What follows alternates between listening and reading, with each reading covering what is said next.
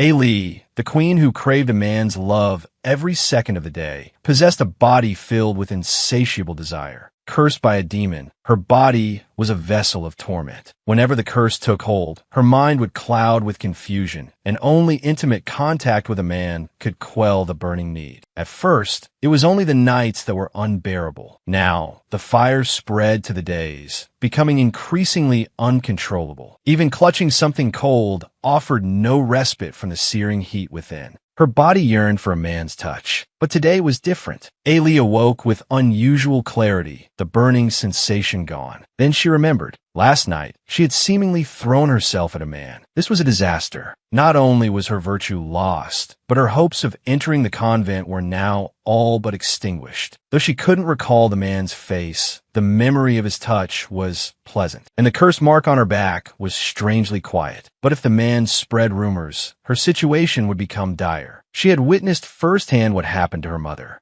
Accused of framing the royal heir, her mother had been dragged to the executioner's block. Overnight, Ali, once the kingdom's beloved jewel, a princess of noble birth and the height of fashion, had lost her father's love and become the kingdom's scorned daughter. Mocked for having her beloved younger brother taken away, she was also relentlessly tormented by her stepmother, Pamela, who saw her as a thorn in her side. Thankfully, after her half-brother, the 8th prince, ascended the throne, her older half-brother had shown her kindness and support, persuading her to abandon her desire to become a nun. But tragedy was unavoidable. During a hunting expedition, Aili was kidnapped. She awoke on a dark altar, cursed by a demon to be consumed by lust. Since then, Aili had been constantly tormented by powerful desires. During these episodes, she lost all control over her body. The thought of rumors about her impropriety spreading terrified her. She had to act first, find a man, and silence him before the whispers escaped this hellish kingdom. From her maids, she learned that the Red Knight commander of the Royal Knights had carried her back, unconscious. She ordered her maids to keep the matter quiet, to call no physician.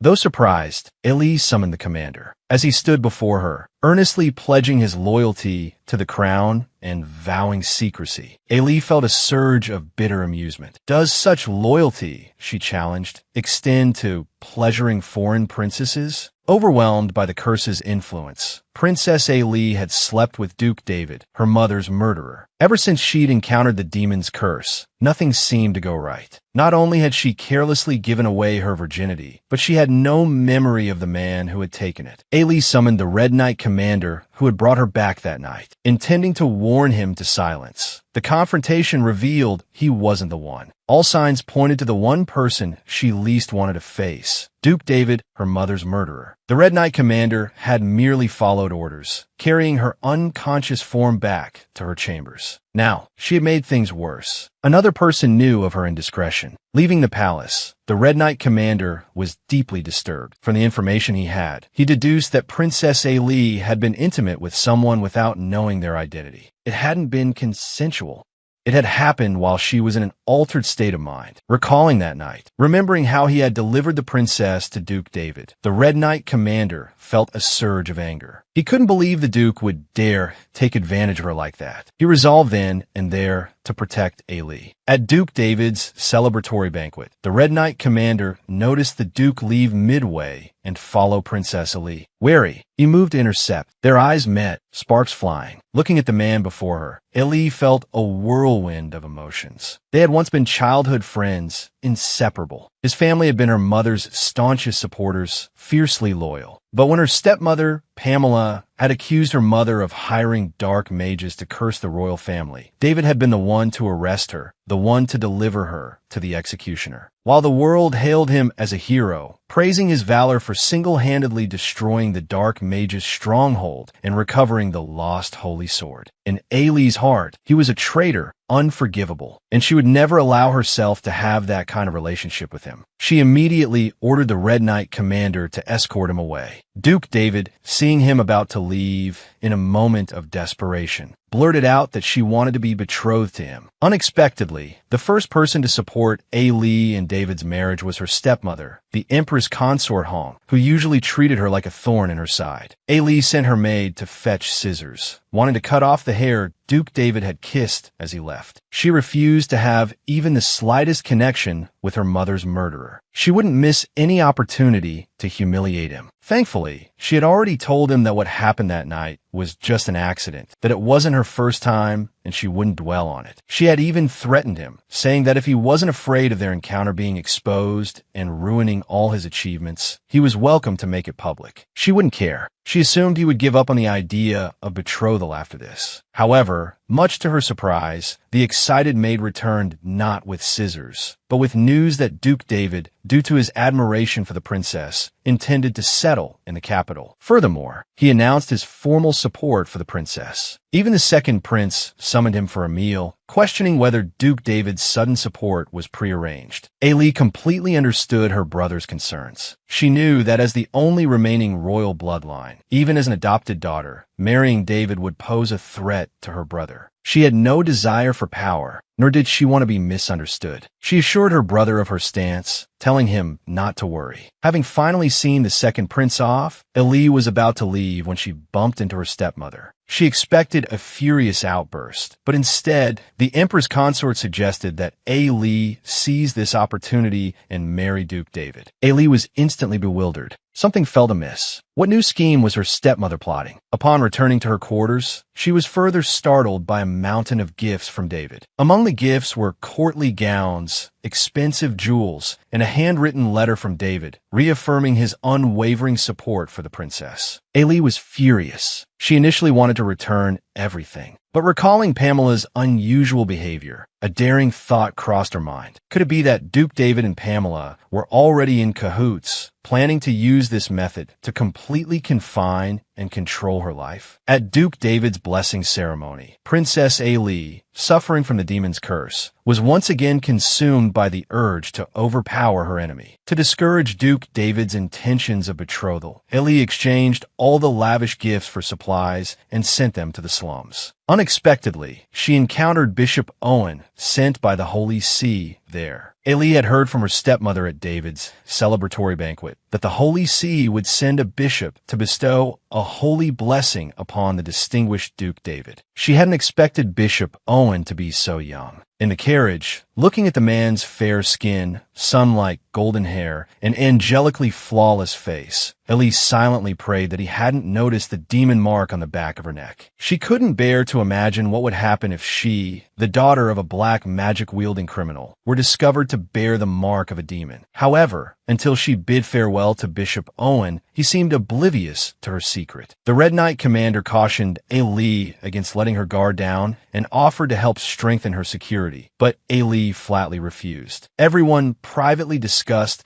the princess's coldness, but Ailey knew that only by being disliked by everyone could she live peacefully under her stepmother's watchful eye. The day of the blessing ceremony finally arrived. Bishop Owen chanted the benediction, his body radiating a noble, pure blue light as he bestowed the divine blessing upon Duke David. From this day forward, he would be under the protection of God and the Pope. Looking at the beautiful light, seemingly capable of dispelling all evil, Ailey's heart suddenly raced. The familiar feeling of being controlled by the mark surged through her. The demon mark, which she thought had vanished, was resurrected at this moment. Seeing Duke David's body react instantly, she refused to live under this curse forever. She wouldn't have an unwanted relationship with someone she loathed. Ailey fled in a panic. Unexpectedly, Duke David, having finished the ceremony, blocked her path, demanding to know why she was so repulsed by him. In his agitation, he grabbed Ailey's hand. Unable to bear it any longer, Ailey cried out, startling Duke David, who quickly asked if she was unwell. Ailey, under the sway of the demon's curse, flushed crimson. Desire radiated from her, a terrifying sight. Princess Ailey still couldn't believe it. Last night, she had spent the night with the Holy Kingdom's Bishop Owen, and that angelic-faced Bishop Owen, along with the Holy Pope, were actually father and son. The whole situation felt incredibly melodramatic. During Ailey's blessing ceremony, the curse flared up. Duke David cornered her on her way back, and she was on the verge of completely losing control about to repeat her past mistake. At that critical moment, Bishop Owen appeared, claiming to have business with her. His arrival not only completely disrupted the tense atmosphere, but also bewildered Duke David. He hadn't even dealt with the Red Knight commander, who seemed suspiciously close to Ailey, and now an even more troublesome rival had appeared. Caught between a rock and a hard place, Duke David wondered when he would ever catch a break. At Ailey's private palace, Bishop Owen gracefully prepared tea. Ailey couldn't help but sigh. Such a handsome young man. Why would he choose to become a bishop in a monastery? How many women must be heartbroken? Worse, she found herself reacting to him. Startled, Elise struggled to control her emotions, commenting on how holy and miraculous Bishop Owen's blessing crystal was today. She'd never seen such a miracle and admitted she was almost envious of Duke David. To her surprise, Bishop Owen offered to give her one right then and there. It would be the same, he explained, except without the Holy Kingdom's protection. As she felt the holy light grace her brow, Ellie suddenly realized the demonic resistance within her was growing fiercer. She asked Bishop Owen to summon a maid. At that moment, he noticed the demonic aura clinging to her. He told her that once the curse was triggered, only a man could calm it, and he was willing to be that man. He then told her to embrace him. Ailey was stunned. She couldn't imagine doing such a thing with a bishop. Seeing her hesitation, Owen told her that if this continued, the two conflicting forces within her would cause a mental breakdown, ultimately leading her to lose consciousness and become a beast-like creature. Seeing Ailey still concerned about damaging his reputation even at this point, Owen was so moved that he could only unleash his full power in the next season. He told Ailey that his father was the leader of the Holy See, Pope Hong, so the apple didn't fall far from the tree. It didn't matter how he played with women. Ailey was nearly thunderstruck. She never imagined that the bishops, who were supposed to remain celibate their entire lives, would have such an unconventional relationship. Ailey was on the verge of collapse. The dark and holy forces within her were alternately assaulting her mind and will. Her eyes burned with a fiery intensity, her body flushed with heat. Those burning desires surged forth, written all over her face. Even worse, the angelic-faced man before her was only adding fuel to the fire. He whispered words that made her blush, suggesting that if she had to sleep with someone, it might as well be him. As he spoke, he moved closer. Ailey, completely weakened by the demonic mark, collapsed to the floor. Tears welled in her eyes, making her undeniably pitiful. Even Owen couldn't resist such an alluring princess. He lifted her chin and kissed her.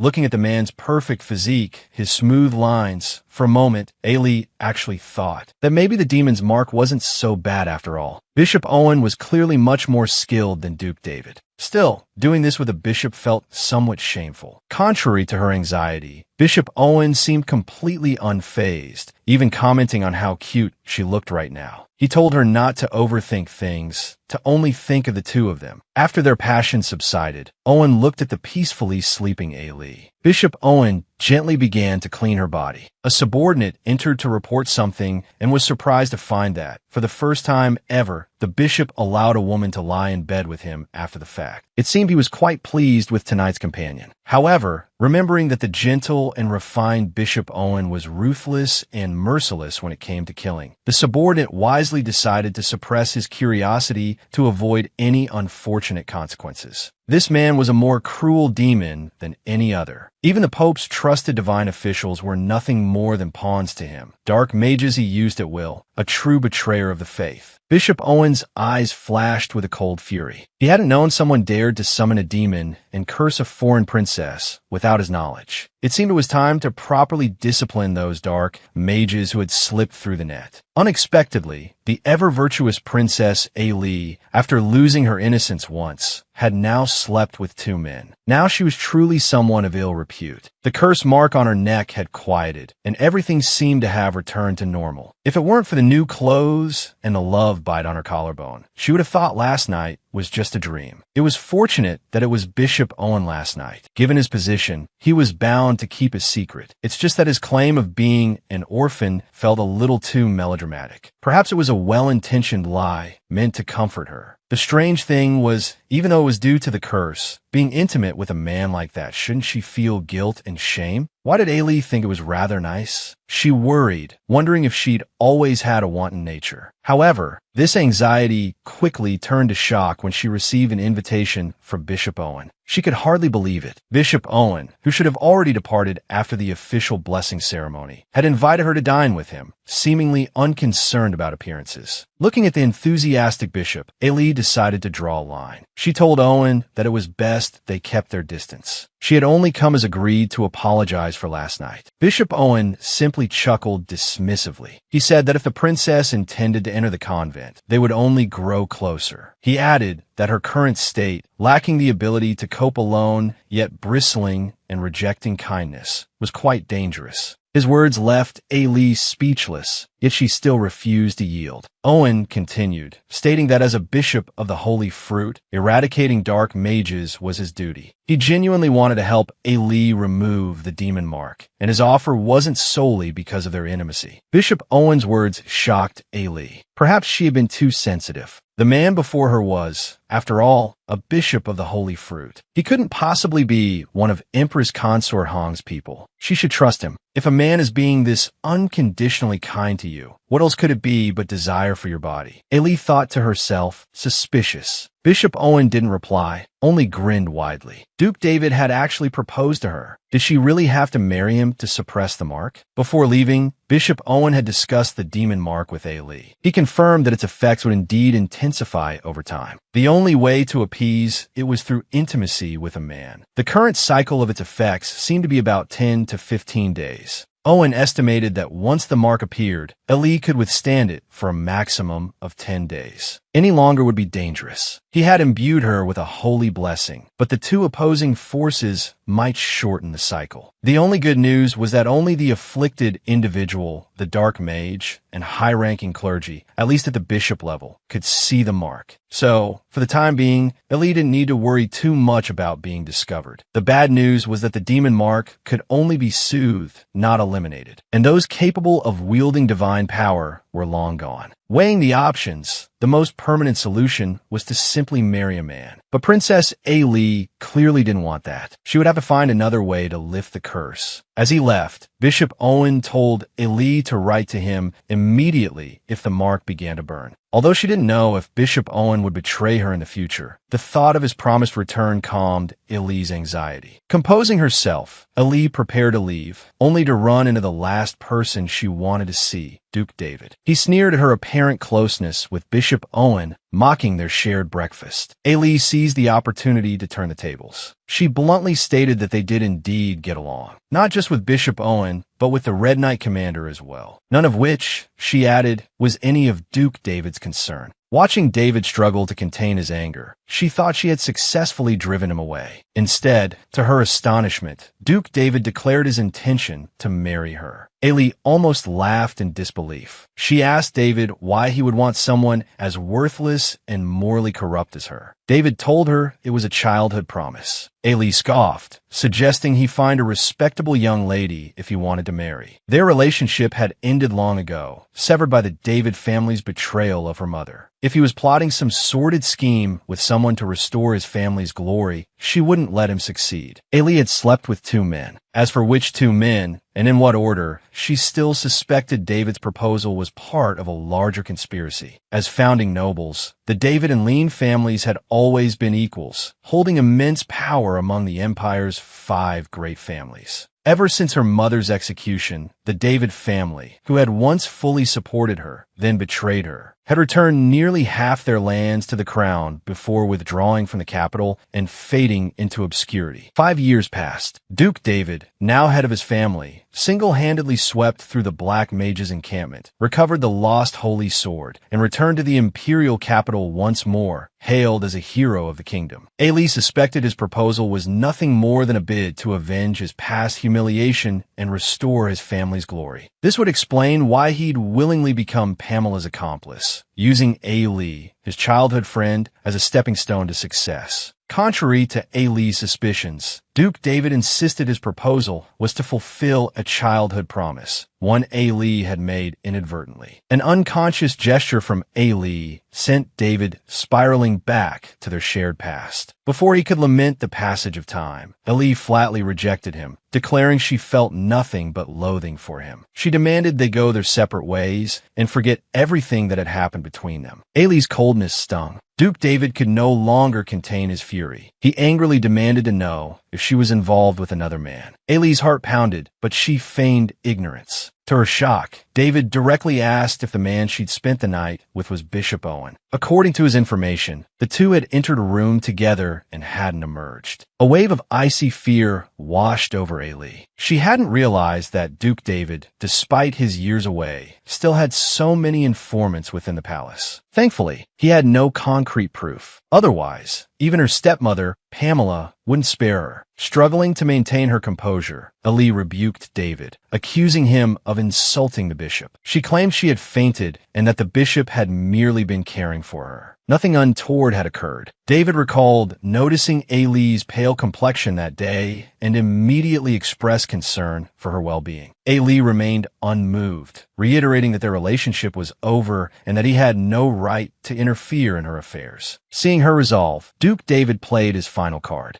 Ailey gasped, her hand flying to her mouth at the sight of the beautiful white horse. Duke David's promise hadn't been metaphorical. He had brought Circle back to her. Years had passed, and the once stubborn foal, who had only allowed Ailey near, was now fully grown. Circle recognized her instantly. The reunion between horse and rider, their affectionate interaction, transported Ailey back to her childhood. David smiled, recalling how he had promised to give Circle to her when the horse was older. Her mother had been alive then. Everything had been happy. But now, she had more immediate concerns. Pamela had orchestrated this horse race with the sole intention of humiliating Ailey publicly. She had even instructed the other noble women to openly mock and belittle her. Ailey suspected her stepmother, with her devious methods, would likely tamper with the horses. Just as she was contemplating how to handle the situation, Duke David had arrived with Circle, a true blessing in disguise. However, the jealous Duke, having just confronted Bishop Owen, now turned his attention to the Red Commander standing nearby. Fortunately, the Red Commander was composed and didn't engage with him. Otherwise, the situation could have become truly awkward. In all fairness, the Red Commander's attire today left little to the imagination, accentuating his physique. Ailey found her gaze, as if drawn by an unseen force, lingering on his thighs. She even blurted out a compliment about his clothes. Clearly, her willpower was weak, and she was still susceptible to such distractions. Seeing Ailey's hesitation, the Red Commander offered to assist her. But before he could move, Ailey gracefully swung herself on Circle's back, leaving him stunned. It was Circle, indeed. The familiar feeling instantly transported her back to her youth. Gripping the reins, Ailey readied herself and urged Circle forward. The Red Commander, startled, warned her about the crowd ahead and cautioned her against going too fast. Duke David, however, dismissed his concerns, stating that Ailey had always been the center of attention at such events. With all eyes upon her, the princess expertly guided Circle over the railing, eliciting gasps from the onlookers. In that moment, Ailey, astride her horse, was a beacon of light, captivating everyone present. Their proud and elegant princess had returned. Watching Ailey's long-absent smile, Duke David wondered if this had been the right choice after all. While some rejoiced, others seethed. Ailey's grandstanding did not sit well with Pamela. How dare this disgraced princess ruin her plans? Pamela felt as if she had shot herself in the foot. Duke Leon of the Empire's most powerful family was about to return to the capital to gain the support of the austere Earl Ray and strengthen her own position. She had meticulously planned this horse race, intending for Earl Ray's daughter to be the star of the event as a gesture of goodwill. Forcing Ailey to participate had been purely to humiliate her publicly, just as she had done in the past. She hadn't anticipated that the disgraced princess would not only disrupt her carefully laid plans, but also earn the admiration of everyone present, including her own son. It's infuriating that he's the empire's only remaining royal. Killing him would likely incite public outrage and destabilize the new regime. What's more troublesome is that Grand Duke Leon has publicly vowed to protect him. As the only family capable of rivaling Duke David, we absolutely cannot allow this matter to create friction with Grand Duke Leon. It seems we'll have to work through Princess Ailey. No one knows a mother better than her son. The emperor warned his mother against harming his sister. It had been a long time since Pamela had seen him so concerned. The thought of Ailey was a constant thorn in Pamela's side. Looking at Ailey's bright smile, a venomous plan began to fester in Pamela's mind. Duke David emerged from the Empress's chambers. He had just consulted with the most prudent and rational leader amongst the 5 great families, the aged Marquis. The old Marquis believed that Ailey's spirit was now broken, making her unsuitable for leadership. He disagreed with Duke David's future ambition to install her as Empress, considering it a foolish endeavor.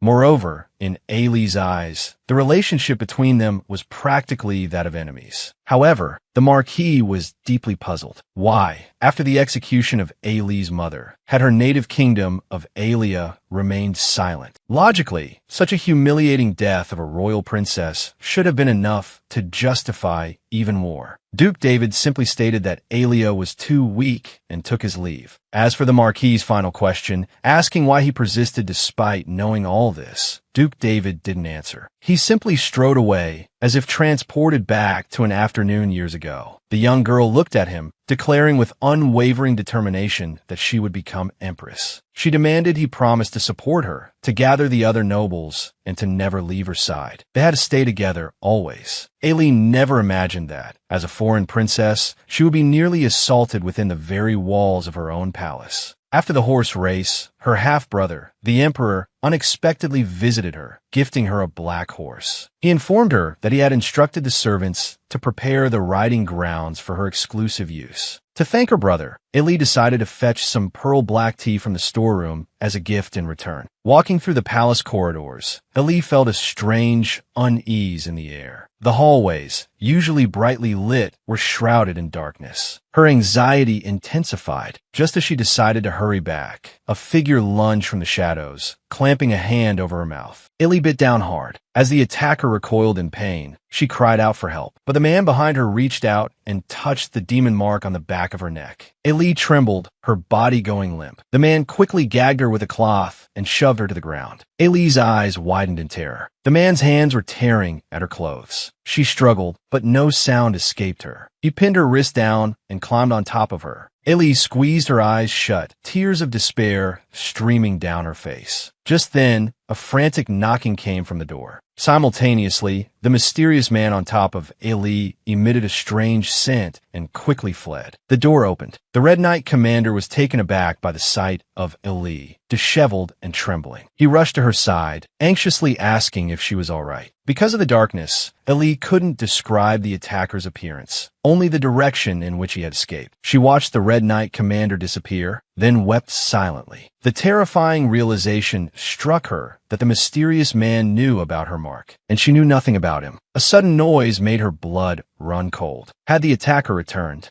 A royal princess, driven to the brink of assault, with no one to protect her. Seeing the Red Knight commander reappear, Ailey's racing heart finally calmed. She had thought the attacker had come back. The Red Knight commander draped his cloak around her, assuring her that he had deployed men to search for the attacker. For her safety, he would personally escort her back to her chambers. They walked back in silence. Once the door was closed, Ailey finally broke down. She couldn't believe that just moments ago, a foreign princess had nearly been assaulted in her own palace. Ailey clawed at the cursed mark on her neck, drawing blood. She had endured the Black Mage's curse on the altar. She couldn't understand why fate was so cruel. She missed her mother, her brother. She longed for someone to hold her, to tell her that everything would be all right. She yearned for companionship, for protection. But her current life felt endless and bleak. Even the man who had promised to always be by her side only brought her heartache. A knock at the door. The Red Knight commander appeared again. Ailey hastily wiped away her tears and composed herself. Unexpectedly, the Red Commander knelt beside the bed and gently embraced her. He begged Princess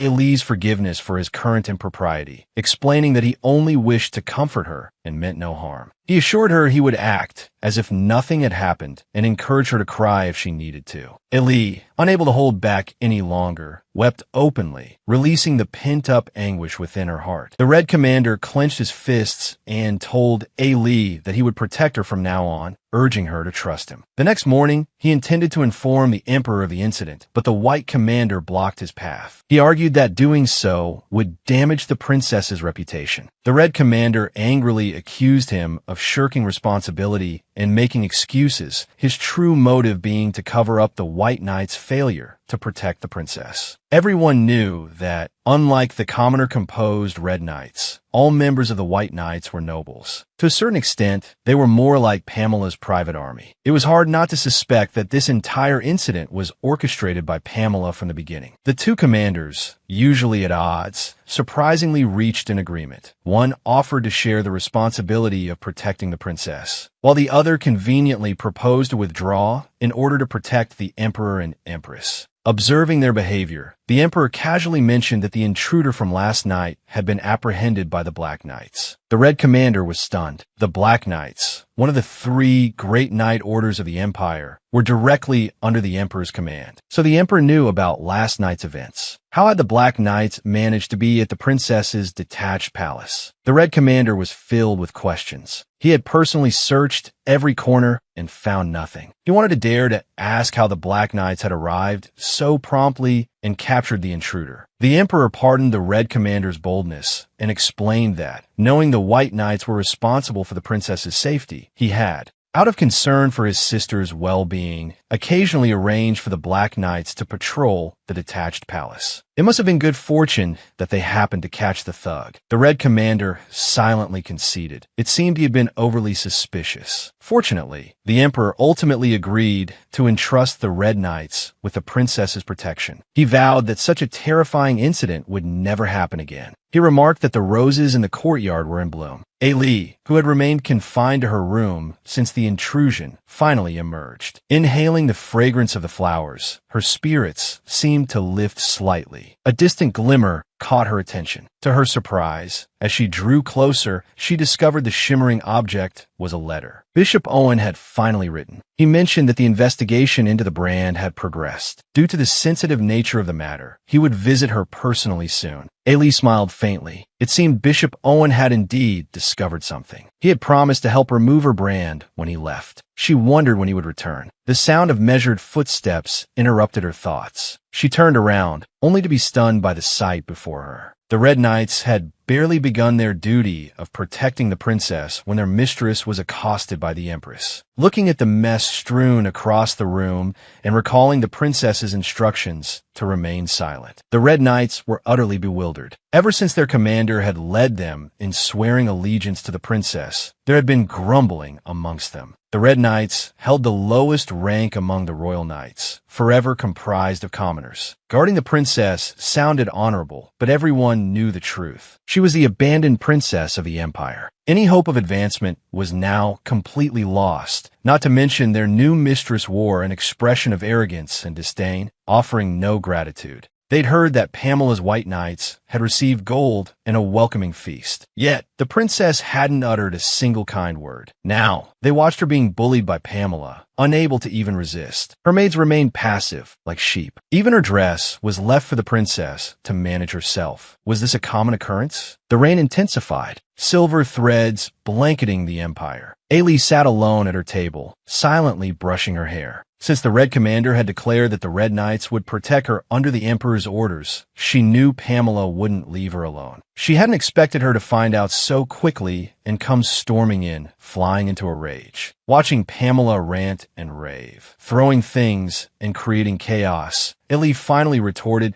that if her stepmother's men hadn't been negligent, her brother wouldn't have sent the Red Knights. Pamela, however, blamed Elise's attire, claiming her immodest appearance, unbefitting a royal, had given the assailant an opportunity. In her fury, she hurled a dress at Elise's face. While berating Elise for deliberately trying to drive a wedge between them, Pamela, Ali's stepmother, seemed pleased that her son, the emperor, was finally taking notice of Ali's attire. Ali tried to dodge the dress Pamela flung at her, but a sharp ornament caught her cheek. Blood welled up. Pamela burst into laughter, telling Ali to wear that very dress to the emperor's birthday banquet. She added that since Ali clearly couldn't afford anything decent, she needn't bother with a gift either. If Ali could have chosen, she wouldn't have stayed a single day longer in this hellish royal court. She could barely protect herself, let alone those who were kind to her. But then she thought of her brother and all he had done for her. For his sake, she had to endure. Her brother was the only reason she remained in the palace. Ever since she had fallen from grace and become a virtual hostage, he was the only one who treated her with kindness. She had heard from the Red Knight commander that her brother had even dispatched the emperor's personal guard, the Black Knights, to protect her in secret. It was they who had captured the intruder. The intruder had been executed on the spot. Ali heard he was a royal attendant, working undercover. It was a shame she couldn't interrogate him herself, but she didn't have the authority. At least with the Red Knight commander assigned to her protection by her brother, she had nothing to fear. She used to pity her brother. Because of his illegitimate status, she worried he might be seen as a threat to her and her younger brother's position, so she had always kept her distance. Now, she was the only one left with royal blood. In a way, her very existence was a threat to the new regime, to her brother, the emperor. Yet, even now, he was quietly looking after her. When she had wanted to enter the convent, it was her brother who had insisted she stay, agreeing to let her leave the palace when she turned 25. Pamela was becoming increasingly cruel, tormenting her relentlessly. Ali didn't know how much longer she could hold on. The brand on her neck felt hot, though the temperature was low. It should hold for a while longer. She just hoped Bishop Owen would receive her letter and return quickly. For now, she had to focus on the emperor's birthday banquet. If she had a choice, she wouldn't go. The fact that Pamela had personally chosen her dress meant something was afoot. Was she about to fall into another trap, to become the object of everyone's ridicule again? Especially at an event where Grand Duke Leon would be present. A commotion erupted outside. Someone was forcing their way in. Ali turned and saw Grand Duke Leon. She froze. Speak of the devil. Grand Duke Leon, clearly agitated, demanded to know why she hadn't contacted him. Ali dismissed the others. She watched as Leon sat down opposite her, fuming. He had obviously come about the intrusion. Ali told him her affairs were none of his business, and he needn't concern himself. Leon was about to angrily retort when he noticed the gash on her cheek. He stared, stunned. The princess, once treated like a precious jewel, was now so casually abused. In the past, even a scratch on her finger would have resulted in the execution of her maids. Now, with a cut on her face, she simply stated it was normal. Leon was overcome with emotion. Tears welled in his eyes. Ali stared, incredulous. Was he crying? Fury flared within her. She snapped at him, telling him she didn't need his pity and to leave. Instead, he stepped closer, took her hand, and called her his beloved queen. He gently kissed her hand, saying she shouldn't be treated this way. He had chosen to descend into hell, so she had to be all right. This couldn't continue. He would keep his promise and hold her hand, always. Outside, thunder rumbled and rain lashed down. Leon summoned the steward and ordered him to move up their plans. This time, he would make them pay. Ali lay in bed, tossing and turning, unable to sleep. Leon's tears haunted her. She couldn't decipher the emotion behind them. Was it pity? Remorse? It didn't matter. She had no reason to care. The clock ticked relentlessly. Ali closed her eyes, desperately trying to recall everything she had done to forget the past. She tried to force herself to hate Leon. Why did these memories betray her, confusing her? She had killed the man who had promised to return for her countless times in her heart. He had been absent every time she needed him most. Now he showed up, claiming he would be her shield. She would never forgive him. Not for her mother. Not for her brother. Never. The dream resurfaced. Ali was back in that night of consuming fire. She watched Grand Duke Leon approach, his face etched with concern. A push and pull warred within her. The searing brand of her curse urged her to push him away, yet her body yearned for his closeness. A tremor ran through her, and Ailey flung herself at Leon, murmuring that she missed him. Leon flushed crimson, convinced he must have misheard. Ailey pressed closer, pulling open his jacket and impatiently fumbling with the buttons until his undershirt was revealed. Leon was flustered. He hadn't realized Ailey was so forward. The sounds of laughter drifted from the court festivities, his face burning. He reminded Ailey that they were in a public place and suggested they find somewhere more private. Ailey's cheeks were flushed, but her hands didn't stop. She unbuttoned his shirt and slipped her hand inside. Leon tried to stop her, but she caught his wrists, her grip surprisingly strong. He felt his control slipping away. An overwhelming wave of desire washed over him. A strange, intoxicating scent emanated from Ailey. Leon's mind grew hazy. Lost in the intoxicating haze, his last shred of resistance crumbled. They kissed, desperate and hungry. The air in the flower garden thrummed with unspoken desires. Leon asked Ailey if she forgave him. She replied that she had been waiting for his return. Leon held her tight, unable to believe his ears. He had dreaded their reunion, fearing her hatred, her wrath. But Ailey held no animosity. Instead, she invited him to be her first. Leon was stunned. He had never imagined their reunion unfolding like this. The woman he adored, her eyes burning with desire, offered herself to him. No man could resist. He told her not to regret this, confessing that she would also be his first. Legend had it that once the demon hawk awakened, the cursed individual would be consumed by boundless desire. The only antidote was a man. Ailey's eyes were glazed with longing, her body ruled by the curse, craving the man in her arms. Leon, fighting the overwhelming temptation, told her it wasn't the right time. He promised that when the time was right, when the misunderstandings were cleared, he would propose. Then, they would find a better place to spend the night together. Ailey told a marriage felt too distant. She didn't want to miss this moment, their bodies entwined, mirroring the tangled threads of their destinies. Ailey jolted awake. Reality and illusion blurred. The bittersweet pleasure felt so real. The hair she clutched in her hand was undeniably black. She could feel the lingering tenderness of Leon's care. Later, out of curiosity, she playfully covered his lips. He laughed like a child, and for a moment,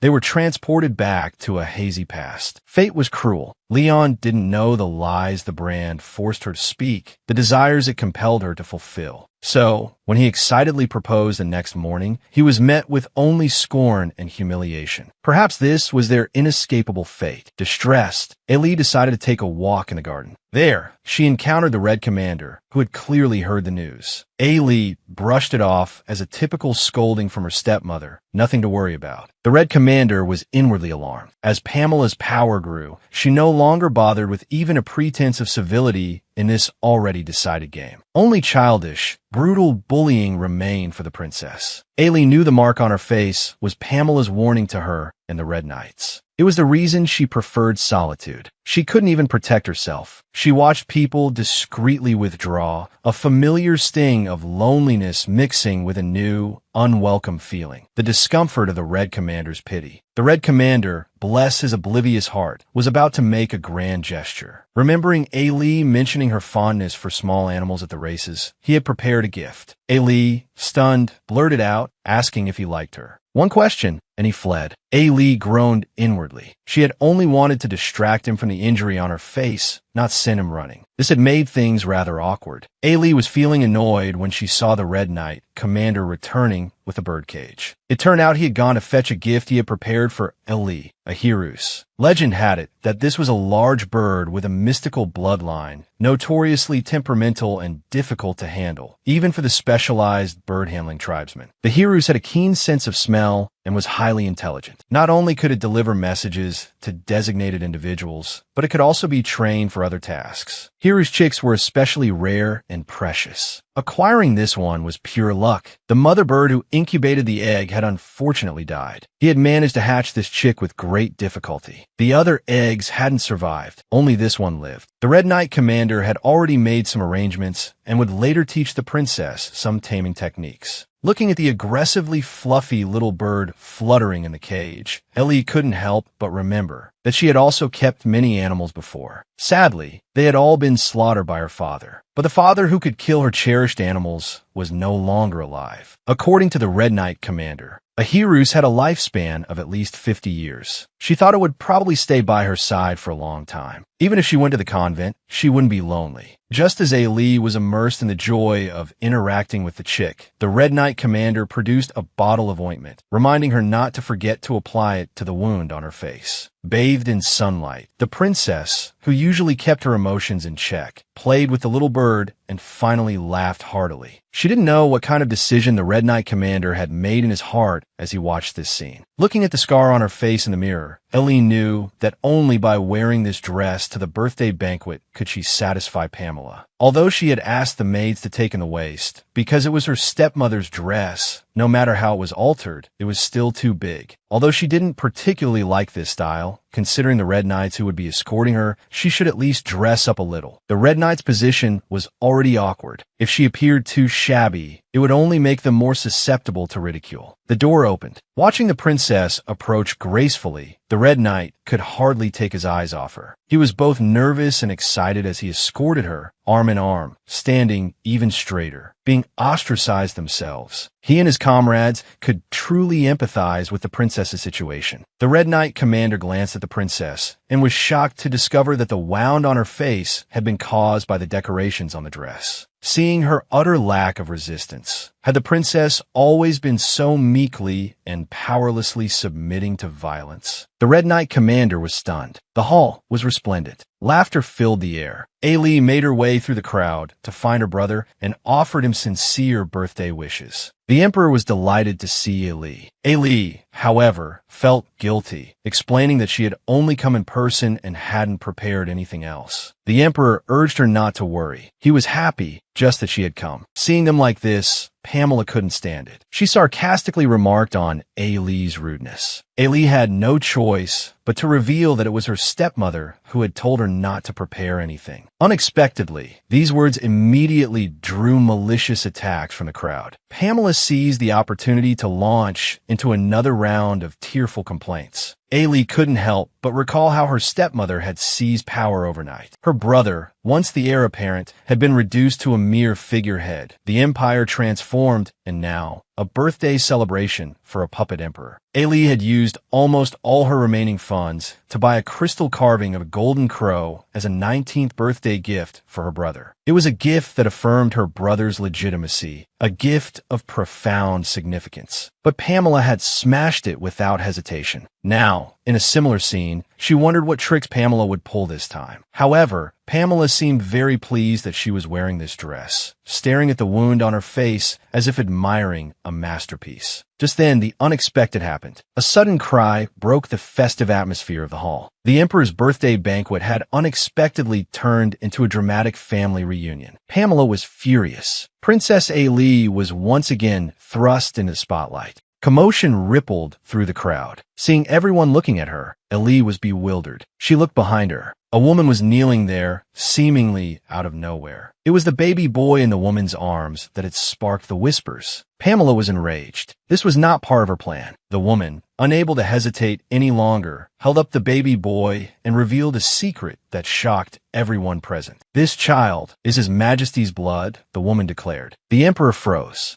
Ali was stunned. Pamela gasped. A strange silence descended upon the hall. Ali couldn't believe it. Her brother, the emperor, had a secret love child. He somehow managed to keep it hidden from everyone. This was utterly preposterous. Pamela trembled with rage. What was wrong with this woman? The emperor, however, erupted in furious denial. The two argued, their words clashing, truth and lies indistinguishable. Whispers rippled through the assembled guests. Ali felt there was more to the story. The emperor and the woman clearly knew each other. The woman, who said her name was Vivian, claimed she had spent a night with the emperor 2 years prior and soon after discovered she was pregnant. She explained that the emperor had explicitly stated he didn't want children and had threatened to kill her if she became pregnant. Out of desperation, she had raised the child in secret. Pamela beckoned the woman closer, bringing the child into view. As they looked upon the baby's face, both she and Ali gasped. The infant's clear blue eyes, pale golden hair, and fair cheeks were the spitting image of the emperor as a child. The child's parentage was undeniable. Ali stared in disbelief at her brother, who continued his vehement denials. She couldn't understand his heartlessness. The crowd stirred again, murmuring about the unfortunate woman and the child's striking resemblance to the emperor. Pamela reached out to touch the baby's toes, noticing a birthmark identical to one the emperor had possessed as a child. She fell silent for a moment. Looking at the woman, Pamela quickly made up her mind. She announced that she would recognize the woman as the prince's mother and bestow upon her a noble title. The woman wept with gratitude and disbelief. The crowd whispered amongst themselves, questioning the rashness of the decision. However, no one dared question the Empress Dowager. What the emperor's reaction would be remained to be seen. The banquet hall shimmered with candlelight as everyone jostled to make a good impression on the future heir to the throne. At Pamela's prompting, everyone raised their glasses to welcome the little prince. The emperor, meanwhile, seemed powerless to resist the unfolding events. He turned to Aili, his expression a mixture of helplessness and something else she couldn't quite decipher. Aili, struggling with her own precarious situation, could offer no response. She had never harbored any desire for the throne. Yet, the sudden appearance of this little prince brought her one step closer to death. And, at that very moment, the brand on her chest throbbed, threatening to erupt once more. Time, she realized, was running out. Aili turned to leave, but Grand Duke Leon, who had been watching her closely, blocked her path. In the quiet seclusion of the room, their eyes met. A heavy silence hung between them. For Aili, the memory of that night remained vivid, but it was the curse, the brand, that had driven her. It changed nothing. If she could inflict even a small amount of pain on those who reveled in their happiness, it would be enough. Ailey's intention was still to endure, to wait until the day she could escape to the convent. Leon grew agitated. He told her that if she didn't fight, she would die. The convent, he warned, was simply a different kind of hell, no better than the palace. It was a place filled with the corpses of those who had lost in the struggle for power. Even the Pope's protection couldn't prevent assassination. Leon ruthlessly shattered Ailey's illusions. She lowered her eyes, defeated. Of course, she knew what he said was true, yet she still clung to the fantasy that she would be the lucky one, that she would earn the Pope's favor. If her brother continued to look after her, perhaps she could live the life she desired. Even if she lived under the constant threat of assassination, it would be better than remaining here, living a life devoid of hope. Seeing Ailey retreating into herself once more, Leon reached out and grabbed her arm. The unexpected contact triggered the brand, causing Ailey to cry out. Leon, startled, quickly released her. Ailey, her face flushed crimson, fled without explanation. The opulent palace seemed to stretch endlessly before her. The last time she had felt this helpless was the day of her mother's execution. Her father, ignoring her desperate pleas, had forced her to watch as her mother was hanged. After that day, her father had become a different man, and Ailey's nightmare had truly begun. Ailey ran, desperate to escape this suffocating life. 4 or 5 years, she had dreamt of breaking free from this nightmarish fate. And yet, reality, however, only plunged him deeper into despair. After his mother's death, his doting father had changed overnight. He slaughtered all the animals Ailey loved and all the servants close to her. Grand Duke Leon, her childhood friend, was gone. Her close confidants had broken off contact. Her only brother had vanished without a trace. Left alone in this hellish palace, Ailey ran and ran, gasping for breath. She clutched the pendant at her chest so tightly that her fingers bled. Suddenly, a warm, masculine voice sounded behind her. Startled, Ailey turned to find the young bishop, Wynne, had returned. True to form, Wynne immediately noticed the cuts on Ailey's hands and face. Ailey tried to brush it off, claiming she'd been careless. Wynne didn't say a word to her clumsy excuse. He simply asked her to hold out her hand. Ailey, still puzzled, was stunned by what happened next. The young bishop was gently licking the blood from her hand. He told Ailey to be quiet and not disturb him while he used his divine power. Ailey's face was a mask of shock. What was she witnessing? How could a priest so casually perform such a bold act? Unlike Ailey, Wynne seemed completely unfazed. He matter-of-factly licked the blood clean, and even though the wound was already healed,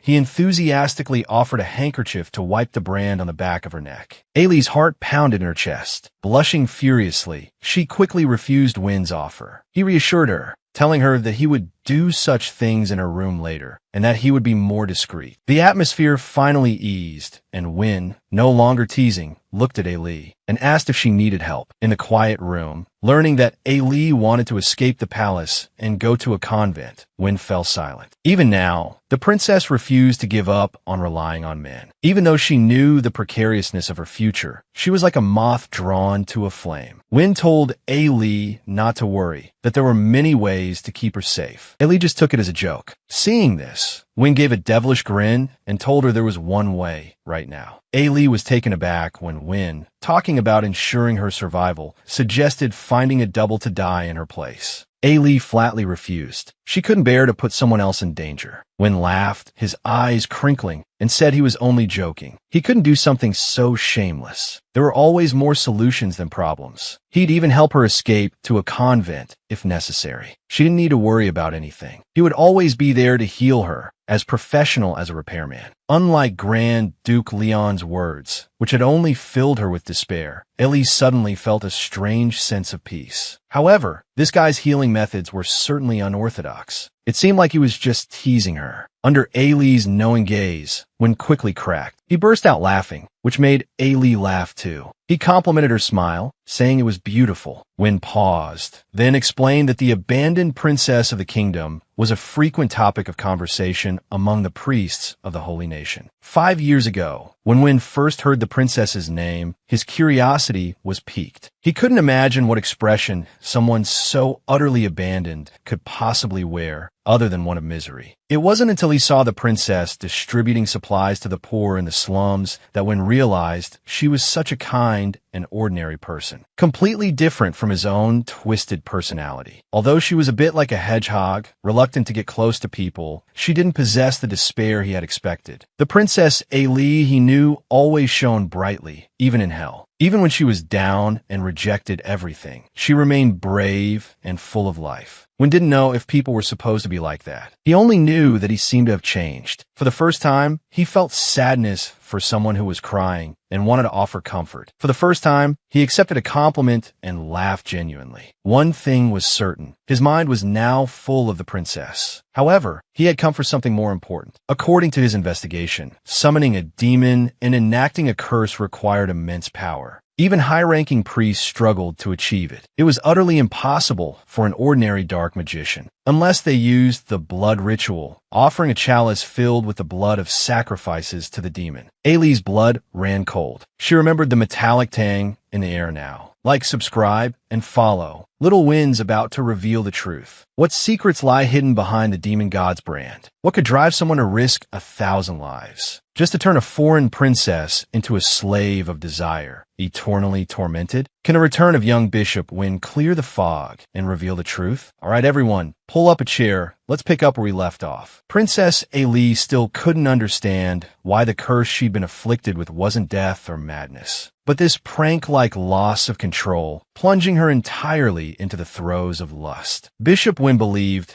that someone must be pulling the strings behind such a grand spectacle. He reasoned that if they could find and eliminate the instigator, the Demon God's brand would naturally dissipate. Win's words rekindled Ailey's hope, but she quickly found herself facing a new dilemma. She had absolutely no clue where to begin. First, she could rule out her stepmother, Pamela. Given Pamela's usual methods, if she knew about the brand, she would have simply put a man in Ailey's bedroom. Considering her mother's collusion with the dark magician and the subsequent execution, Pamela, even if she wanted to curse Ailey, would never take such a risk. Bishop Win, however, suggested the reason might not be so complicated. He pointed out that obsession, infatuation, even possessiveness could drive someone to want to turn the object of their desire into their puppet. Ailey's mind raced. One person came to mind. He had hunted dark magicians, understood them, and he was also the first man she'd been with when the brand activated. It was Grand Duke Leon. But remembering the heartbroken, tearful look in his eyes, Ali hesitated, dismissing the thought. Bishop Win suggested she try a different approach, investigate incidents in the Empire where the death toll exceeded 1,000. He warned, however, that if the curse caster had planned this far in advance, the investigation would be a long one. He admitted he would prefer to heal the scars on Ailey's face first. Bishop Win gently caressed Ailey's cheek, slowly releasing divine power. This action, however, reactivated the dark demon god's brand within the princess. Ailey flushed crimson, her body feeling strange. Bishop Win, his eyes crinkling with a smile, asked if she needed any assistance. Ailey strongly suspected he was doing this on purpose. While he was admittedly an unconventional clergyman, he was always sincere in his help. Still, Ailey didn't want to force herself to do that. Perhaps she needed to take action. She couldn't be controlled by the current situation any longer. Ailey never would have imagined that the man standing before her, reeking of alcohol and weeping in despair, would be her brother, the Emperor. Her brother had just become a father at his birthday banquet. How would he be in this state now? Ever since the woman named Vivian, claiming to be her brother's lover, had appeared with her son, demanding recognition and joining the royal family, Ailey felt like the embodiment of misery. Utterly hopeless. Could someone please explain her brother's current state of despair? He saw Ailey and immediately began explaining his relationship with Vivian, even going so far as to kneel and beg her not to misunderstand. Ailey was stunned, unable to comprehend his reaction. She tried to see things from his perspective and offer comfort, only to hear a horrifying revelation from her brother's lips the next moment. Pamela had been forcing him to have children, going so far as to drug him and treat him like a breeding machine. Ailey was thunderstruck. This, however, explained why the usually cautious Pamela had so readily acknowledged the child. What could be more certain than a child she herself orchestrated? Her brother explained that since his ascension, his mother, Pamela, had been constantly pressuring him about heirs, and had even arranged for Vivian to conceive and bear his child. The current situation was far from what he desired. From the very beginning, he had never wanted to replace Ailey or become emperor. The reason he had delayed his marriage was the fear of creating new factions with the birth of an heir. New factions would only make Ailey's already precarious position even more difficult. Watching her brother frantically kowtow and beg for forgiveness, Ailey suddenly realized how much he had done for her, while she had never truly considered him. The past 5 years haven't just been an abyss for Ailey. Her brother, the Emperor, has also been living in hell. Growing up, his illegitimate status made his childhood awkward and isolating. As an adult, he's been treated as nothing more than a tool of power by their stepmother, Pamela. At what should have been a joyous birthday feast, his most shameful secret was publicly revealed. Overwhelmed by guilt and remorse, Ailey embraced her brother, begging him to send her to the convent immediately. She vowed never to burden him again and swore to leave. Her actions seemed to completely frighten him. He blurted out something even more shocking. Ailey could never have imagined it. Her brother, the Emperor, was willing to betray his own mother, Pamela, just to keep Ailey from leaving. He even promised that if she stayed, she could see her younger brother again. Ailey couldn't fathom the depth of her brother's resentment towards Pamela for him to say such a thing. But the prospect of seeing her younger brother was a joy she hadn't dared to dream of. After their mother's death, she'd heard her younger brother had been taken to his mother's homeland. And since the two countries were sworn enemies, Ailey couldn't imagine when or how such a reunion could ever happen. She knew that even going to the convent wouldn't solve anything. She couldn't even control her own body. Even if she agreed to her brother's plea and stayed, there was no guarantee she would actually see her younger brother. Lost in thought, Ailey stumbled as she left the room, nearly collapsing. The Red Knight commander, who happened to be approaching, quickly caught her, sweeping her up into his arms. As he carried her, he apologized for his boldness. Ailey didn't respond. Her body grew hotter and hotter, and she drifted into a feverish sleep. The Red Knight commander glanced down at the princess in his arms, a flush creeping up his cheeks. As the commander of the Empire's only commoner knight order, he was like a drawn sword, fiercely devoted to the code of chivalry. He usually held romantic love in disdain, yet he couldn't dismiss his feelings for the princess. He couldn't help but watch her, wanting to be near her, hoping she would accept his help. But the arrival of Grand Duke Leon at the princess's bedroom door shattered the moment. The Red Knight commander snapped back to attention, glaring at the man before him with icy resentment. Where had this man been during the princess's darkest days? Now, not only had he forcefully inserted himself into the princess's life, but he dared to offer his concern. What shameless hypocrite! Seeing the Red Knight commander's unwavering stance, Grand Duke Leon considered Ailey's situation. She didn't need people she could rely on. The Red Knight commander, with his unwavering loyalty to chivalry, could be trusted. Finally, swallowing his displeasure, Grand Duke Leon allowed the commander to leave. The Red Knight commander placed Ailey on the bed and noticed her burning skin. As he turned to summon a physician, Ailey opened her eyes and stopped him. Being carried by the Red Knight commander had stirred the demonic mark within her, and it was about to erupt. Ailey felt a pang of regret. Perhaps she should have accepted Bishop Wynn's help after all. But now there was a man right here. Hold on, hold on. Our Red Knight commander is finally about to be chosen. Just moments ago, Princess Ailey, her face flushed crimson, stopped the Red Knight commander from fetching a physician. What a joke. This wasn't a call for a physician. It was the mark flaring up. The cure was right in front of her. The Red Knight commander approached the bed, awaiting her command, only to be pulled down by his arm. He was met with a sudden, passionate kiss. Ailey pressed herself against him. The startled Red Knight commander's eyes widened in disbelief. But he was a man, after all. Suppressed passion erupted, overwhelming all sense of propriety. Ailey looked into his eyes and asked him for one more small favor. Candlelight flickered on the window pane, creating a dreamlike atmosphere. Ailey vaguely heard someone calling her name. She opened her eyes and saw the Red Knight commander before her, breaking out in a cold sweat. It had all been a dream. The Red Knight commander, flustered, insisted he had only been trying to check her temperature and meant no offense. Hearing this, Ailey's face turned an even deeper shade of red. It was she, lost in her feverish fantasies, who had been the one to initiate the contact. She looked at the Red Knight commander, trying to find something to say to ease the awkwardness. Without thinking, she blurted out a question about whether he was married. The Red Knight commander was taken aback, but answered honestly that he was not married, nor did he have any plans to be. He finished with a searching look at the princess. Ailey realized she had asked a very personal question. The Red Knight commander urged her to go back to sleep, assuring her that he was a healthy man with no physical deficiencies. Ailey was mortified by her constant blunders, suspecting the brand was nearing its limit. She felt exhausted. The Red Knight commander had barely left the room when Grand Duke Leon, having doubled back, grabbed him. Their eyes met, sparking with an intense, silent battle of wills. As is often the way with men, the first exchange was a test of dominance. Before a victor could emerge, a cry of distress echoed from within the princess's chambers. The Red Knight commander's heart sank. He confirmed Ailey was asleep before leaving. Had someone intruded again? Both men rushed back into the room. Pushing the door open, they found Ailey writhing on the bed, pleading as if trapped in a nightmare. The Red Knight commander asked Leon to stay with Ailey while he fetched a physician. Suddenly, Ailey sat bolt upright, seemingly oblivious to their concern. Instead, she grabbed Leon by the collar and kissed him. The Red Knight commander, the object of her affections, watched her embrace another man, a public display of affection that felt like a cruel twist of a knife. The Red Knight commander, speechless, felt utterly invisible. Watching Leon being held so tightly by Ailey, only one thought consumed him. Why hadn't he been the first to reach her side? Their passionate embrace was a sharp pang in his chest. He finally realized the depth of his feelings for Ailey, feelings that transcended mere duty. Dawn broke, and Ailey awoke feeling inexplicably drained. Perhaps comforting her drunken brother had taken its toll. Strangely, the demon god's brand seemed to have subsided. She remembered being on the verge of collapse when it flared up. Ailey struggled to recall what had happened, but drew a blank. She noticed a folded letter on the table and realized it was from Leon. He wrote that he had sensed her discomfort and quietly taken his leave. Ailey was even more confused. Had Leon been there last night? Whatever had transpired between them, there was no need for further contact. She vaguely remembered another nightmare, a dream about her former maidservant. Pamela had forbidden her from eating, and the kind maidservant, unable to bear it, had snuck into the kitchen to steal bread. Her father had brutally murdered the girl before her very eyes. She had clutched the maidservant's body and wept for hours. From that day forward, she had learned to appease others, to constantly watch her step. A sudden gasp startled Ailey from her reverie. She frowned, irritated by the maidservant's lack of decorum. After preparing herself, Ailey left her chambers and immediately spotted the Red Knight commander. His dark circles betrayed another sleepless night. Ailey worried that Pamela's displeasure would fall upon him if she discovered his unwavering devotion. Looking at the Red Knight commander, Ailey suggested he be replaced as her personal guard. He was visibly crestfallen, but accepted her command, silently watching her depart. Her brother was absent from the dining hall. Pamela and Vivian, however, were engaged in lively conversation. Upon seeing Ailey, Pamela's expression, as always, turned glacial. Vivian's reaction, however, surprised Ailey. It seemed Pamela's invitation to breakfast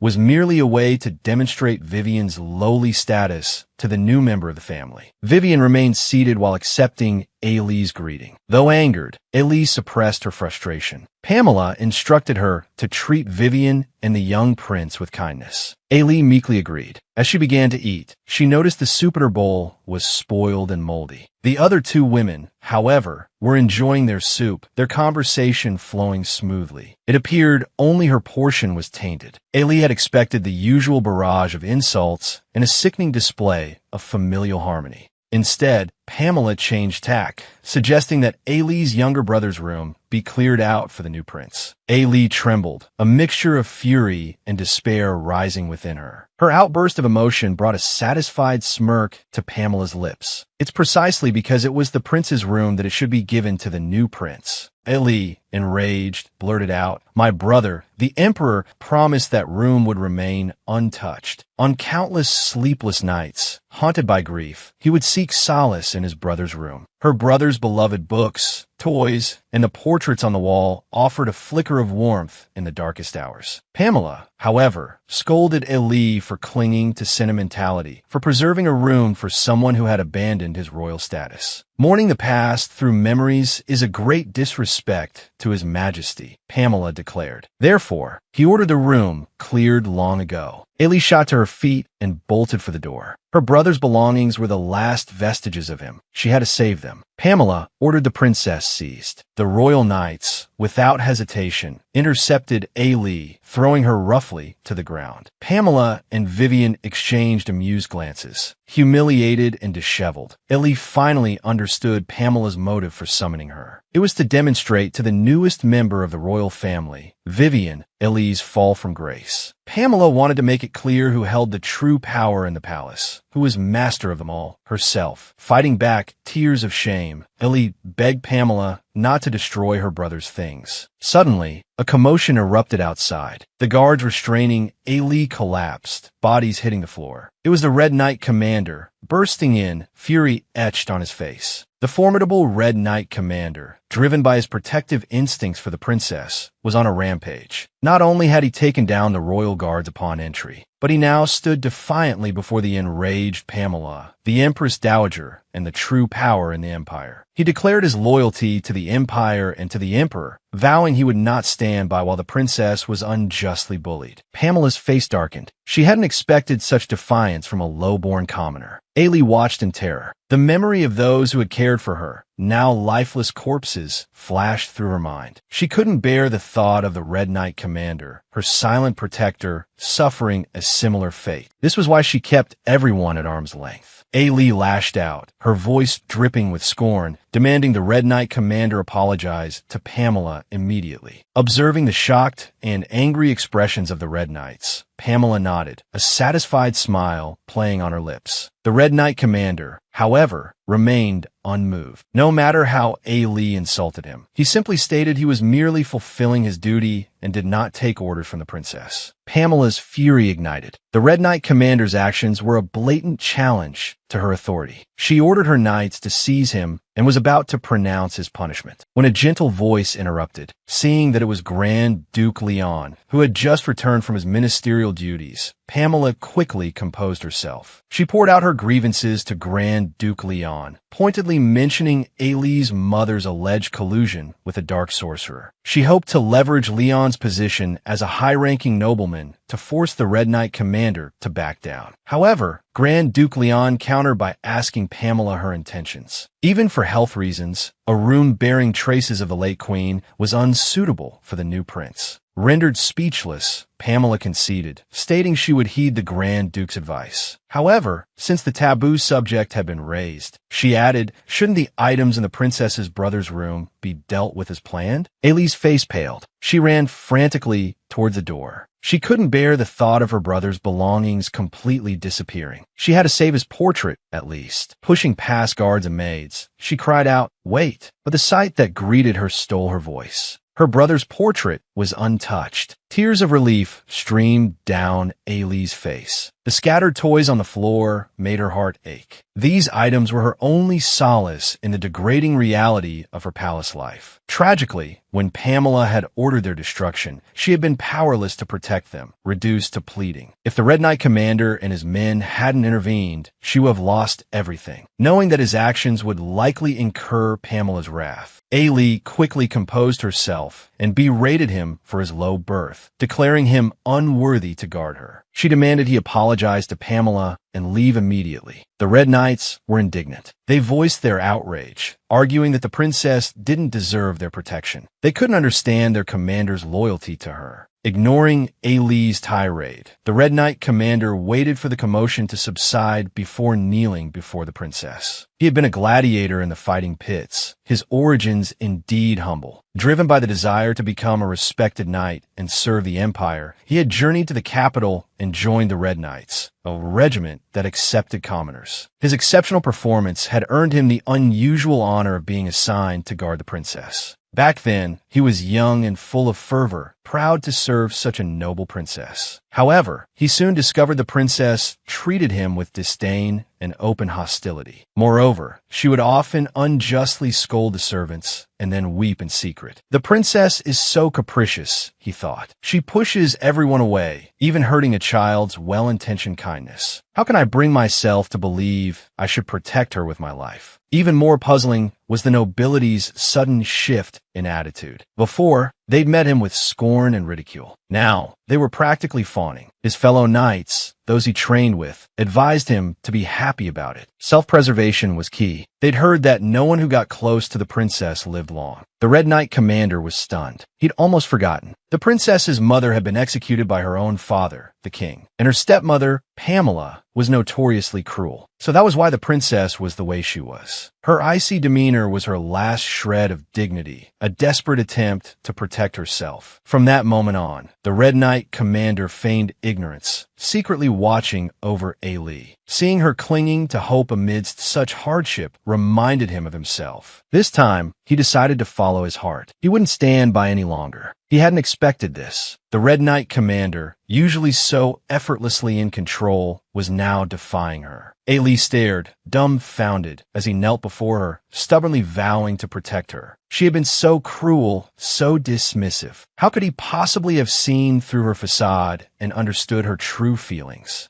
Years of suppressed loneliness and resentment surged forth, and Ailey crumbled, tears streaming down her face. It was then that the others finally understood. All her unreasonable behavior, her harshness, it was all to protect them. Their commander was truly perceptive. He'd seen through her all along. Thinking of everything the princess had endured, they realized she was the most vulnerable one of all. Composing herself, Ailey became even more determined to push the Red Knight Commander away. She knew how hard it had been for him and his commoner knights to rise through the ranks. A single order from Pamela could destroy everything. None of them could bear the consequences. They remained locked in this stalemate, each clinging to their convictions. A messenger arrived, summoning Ailey to the Emperor immediately, breaking the tense silence. The Emperor, her brother, dismissed everyone else and apologized profusely to Ailey. He blamed himself for skipping breakfast, which had somehow led to this whole incident and caused her pain. He was deeply remorseful. In a fit of rage, he swept a vase from the table, shattering it on the floor. Ailey had never seen her brother like this. She stared, speechless. The Emperor quickly apologized, explaining that he'd just been so angry. He hoped he hadn't frightened her. He promised to preserve her younger brother's room and not let their mother interfere. Ailey's heart ached. She took her brother's trembling hand and thanked him sincerely. Her brother had always been so protective of her. Overcome with emotion, he blurted out that he wanted to send their mother away. He wanted Ailey to be her old self again, vibrant and carefree, like the day of the horse race when she galloped across the field, seemingly fearless. Leaving the palace, Ailey's head throbbed. This long, agonizing night had been utterly dreadful. The Red Knight Commander situation was still unresolved, and now Grand Duke Leon and Vivian, the new prince, had arrived, having received word of the commotion. The two men, who clearly despised each other, had arrived at the same time. Under the circumstances, she refused to see either of them.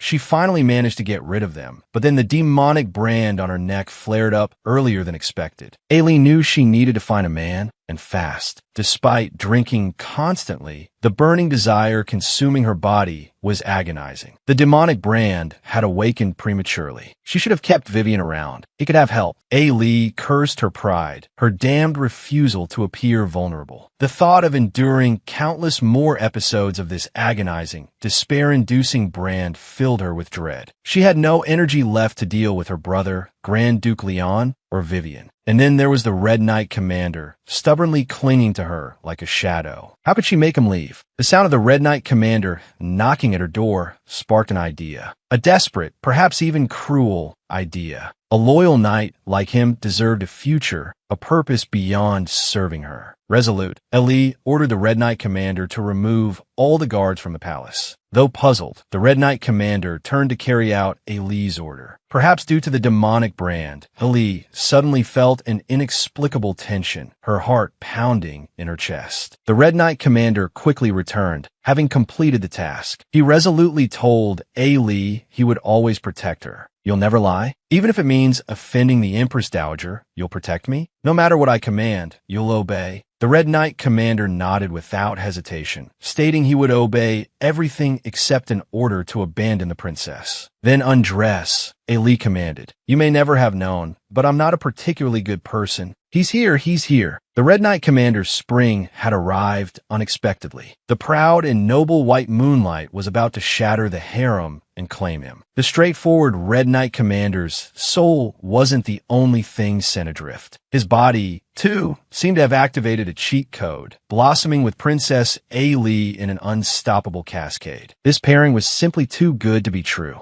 As the fallen princess's most devoted follower, the Red Knight Commander had always suppressed his straightforward knightly spirit, guarding his white moonlight, carrying the weight of countless unfulfilled desires of his fellow admirers. To him, any thought of intimacy with the princess was a sacrilegious poison. Didn't you say you'd obey my commands? Then take off your clothes. Ailey's thin lips curled. The Red Knight Commander was so stunned he nearly choked. He'd never imagined this command would be one executed in bed. The Red Knight Commander's cheeks burned. Unsure how to respond, he faced Ailey's relentless pressure. Both implicitly and explicitly, she made it clear she wanted him as her tool. For the commander of the Royal Red Flag Division, this was a humiliating slap in the face. But thinking of those who had been kind to him in the past, who had died at the hands of the Empress Dowager Pamela, Ailey felt a pang of guilt. More than anything, she wanted to push the Red Knight Commander away. For this, she saw no other choice. The Red Knight Commander's gaze was heavy. Unable to contain himself any longer, he dropped his accessories with a clang. Breathing heavily, he began his next actions, but with an air of innocent bewilderment. Ailey was completely taken aback. She watched him remove his tie, unbutton his shirt, watched as his 8-pack abs were revealed, watched the firm contours of his back. Wait, she thought, this isn't right. Things were heading in a strange direction. So, the reason you chose me, was it to force me to give up, or did you simply want my body? Looking at the sleeping Princess Ailey, the Red Knight Commander was lost in thought. Regardless of her reasons, he was grateful she had chosen him. Compared to being able to stay by the side of his beloved, reputation and status meant nothing to him. As dawn broke and birds began to sing, Ailey awoke feeling refreshed and invigorated. The scattered clothes on the floor brought back memories of last night's passion. It had actually been with the Red Knight Commander. His clumsy but earnest manner had been rather endearing. The ache in her body confirmed his surprising virility. His technique was unrefined, but his stamina was impressive. Joy turned to pain in an instant. Thankfully, the demonic brand was quiet. As Ailey prepared to rise, she suddenly noticed the Red Knight Commander kneeling by the bed. Startled, she quickly asked him when he had arrived and what he was doing. He replied that he had only focused on his own desires and hadn't satisfied hers. Even if it was his first time, such a transgression was unforgivable. He promised to try harder in the future.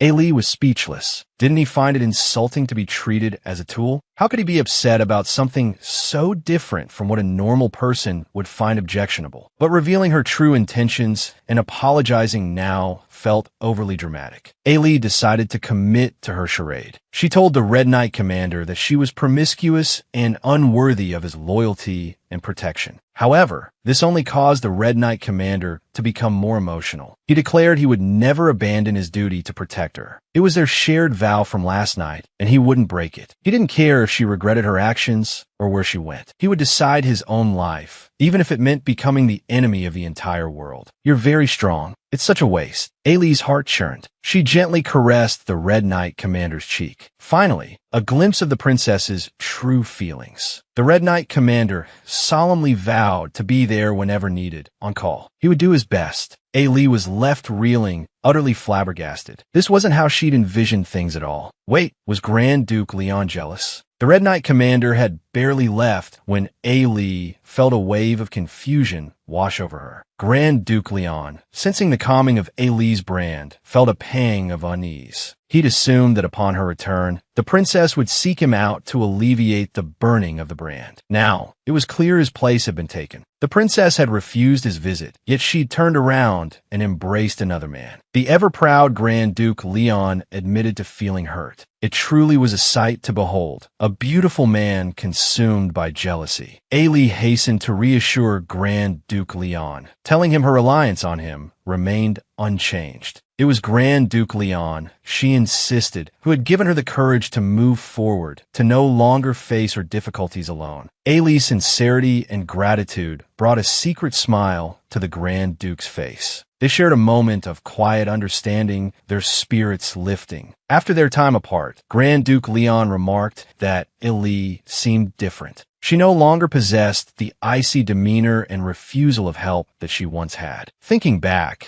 she realized she had indeed begun to accept the advice of the Grand Duke, the Red Knight commander, and her brother, the Emperor. She was different, but that also means there are more men around me. It's truly troublesome being a famous princess. It even frightens me a little. Ailey's eyes widened. She had never seen Grand Duke Leon so playful. Don't be surprised. I was born without a reverent heart. Everyone knows I'm a brutally honest person. Just like now, when I say I'm fond of you. That was a lot to process. Ailey was momentarily speechless. Well, regardless, that was an interesting thing to say. Watching Ailey walk away, Grand Duke Leon smirked slightly. The foreign princess was cursed to regularly interact intimately with men. She has men, yet she gives none of them her heart. Why do I care about this? Why do I care who the final one will be? Who would inflict such a malicious curse, the summer's end banquet, on someone who has lost everything and has no means of self-preservation? From this day forward, the princess must be wary of everyone around her, even me. Ever since learning of Princess Ailey's curse, an insatiable desire for men, Grand Duke Leon had been secretly capturing any dark mages within his reach. Unfortunately, despite repeatedly presenting the totem of the demonic god's rhyme, he had yet to receive a satisfactory answer. He couldn't extract anything of value from the mages. Every attempt was futile. He'd been investigating for so long, yet he still had no leads. Even with such an obvious clue as the prerequisite for the curse's activation, a massacre. Whether it was a war between two nations or a large-scale, unilateral slaughter, there was no information to be found. Could it be that the person who cast the curse had no intention of destabilizing the princess's position? Perhaps their ultimate goal was to form a cursed romantic relationship with the princess. Grand Duke Leon had a hunch that this theory was likely closest to the truth. Ailey's cheerful voice interrupted his thoughts. Looking at the beautiful, radiant princess before him, Grand Duke Leon was almost certain that he wasn't the only one who wanted to be close to her. Everyone around the princess was suspicious. Let's move on to the next suspect, stepmother Pamela. As soon as the words left his mouth, Ailey felt a prickle of discomfort in the grand royal conference hall. She didn't understand why she had been summoned to a discussion of such importance as the national festival. She was a disgraced princess, one whom even the maids dared to bully freely. Who would care about her opinions or stance? Even with the Emperor and Pamela at odds, she could only remain silent. Though come to think of it, her brother, the Emperor's temper, seemed to be growing shorter. He was openly defying Pamela right in front of everyone. Was this really the brother she knew? Ailey finally understood that there was more to life than just being caught in the crossfire. Sometimes, you could be crushed by drama simply by sitting still.